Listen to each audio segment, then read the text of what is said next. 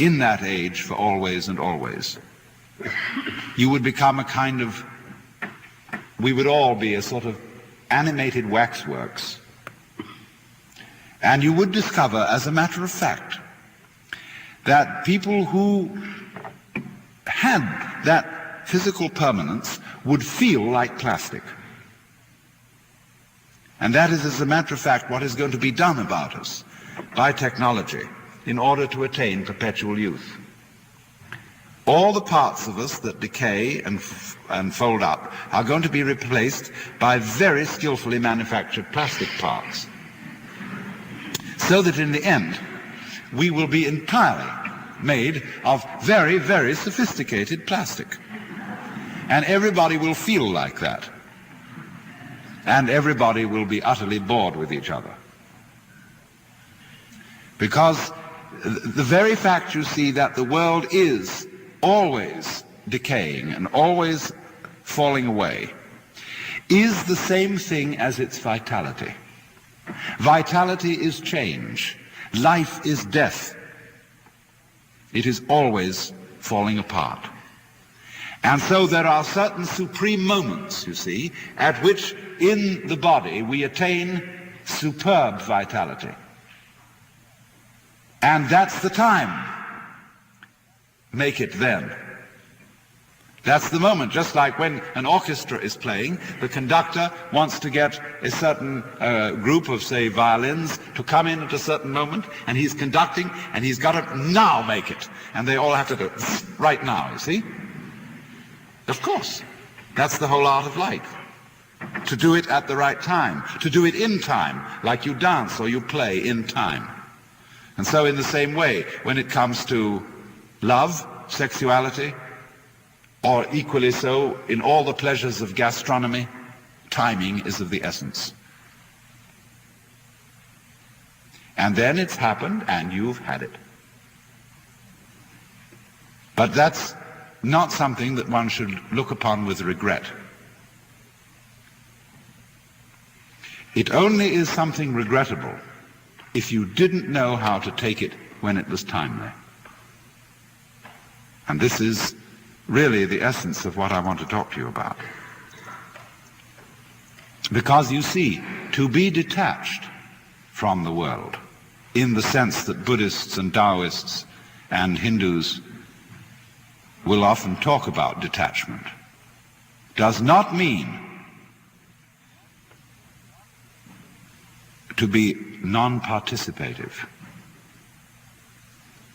You can have a sexual life very rich and very full, and yet all the time be detached.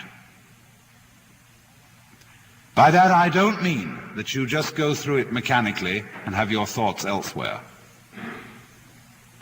I mean a complete participation, but still detached. And the difference of the two attitudes is this.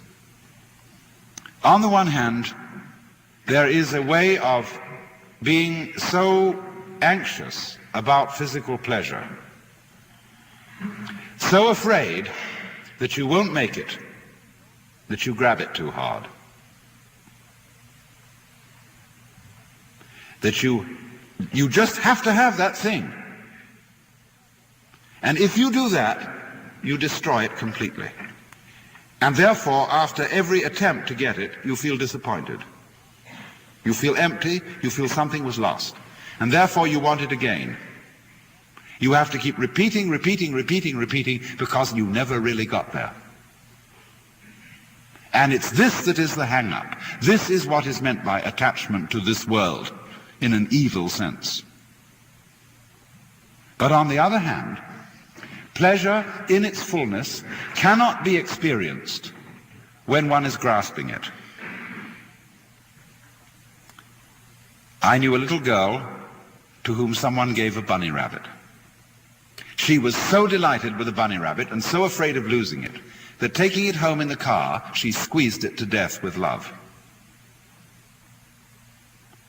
And lots of parents do that to their children. And lots of spouses do it to each other. They hold on too hard. and so take the life out of this transient, beautifully fragile thing that life is. To have it, to have life, and to have its pleasure, you must at the same time let go of it. And then you can feel perfectly free to have that pleasure in the most gutsy, rollicking, earthy, lip-licking way.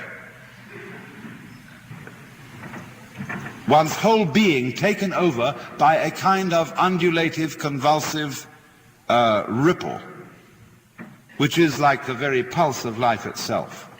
This can happen only if you let go. If you are willing to be abandoned. It's funny, that word, abandon. We speak of people who are dissolute as being abandoned, but we can also use abandon as the characteristic of a saint. A great spiritual book by a Jesuit father is called Abandonment to the Divine Providence. There are people like that who just aren't hung up. They are the poor in spirit. That is to say, they spiritually are poor in the sense they don't cling on to any property. They don't carry burdens around. They're free. Well, just that sort of spiritual poverty, that let-go-ness, is quite essential for the enjoyment of any kind of pleasure at all, and particularly sexual pleasure. Now, when I was a boy in school, I'll go back to this because my experience may not be, I don't know how typical it would be of children brought up in the United States in a religious environment, but my experience in England was quite fascinating. About, you know, when one is baptized as a child, and you don't know anything about it, and your godfathers and godmothers are your sponsors, then there comes a time when you are about to enter into puberty, when you are confirmed, when you undertake for yourself your own baptismal vows that were made on behalf of you. And in England, confirmation into the Church of England, which is Episcopalian in this country, confirmation is preceded by instruction. And this instruction consisted very largely of lessons in church history, because the British approach to religion is peculiarly archaeological. It is based on the great past, the great Christian saints and heroes. And it's really quite interesting, because it somehow associates you and puts you in the tradition of King Arthur and the Knights of the Round Table and all that sort of thing. But the time comes when every candidate for confirmation has a private talk with the school chaplain. And obviously, in every process of initiation into mysteries, from time immemorial, there has been the passing on of a secret. And so there's a certain anticipation about this very private communication, because you would think if you are being initiated into a religion, what the secret consists of is some marvelous information about the nature of God, or the fundamental reason for being, and so on. But not so in this case. The initiatory secret talk was a serious lecture on the evils of masturbation.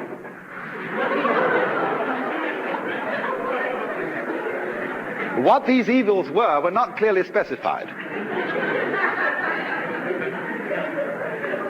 And so, but it was vaguely hinted that ghastly diseases would result. And so we used to, in a perverse way, enjoy tormenting ourselves with imaginations as to what kind of terrible venereal diseases, epilepsy, tuberculosis, and the great Siberian itch would result from this practice.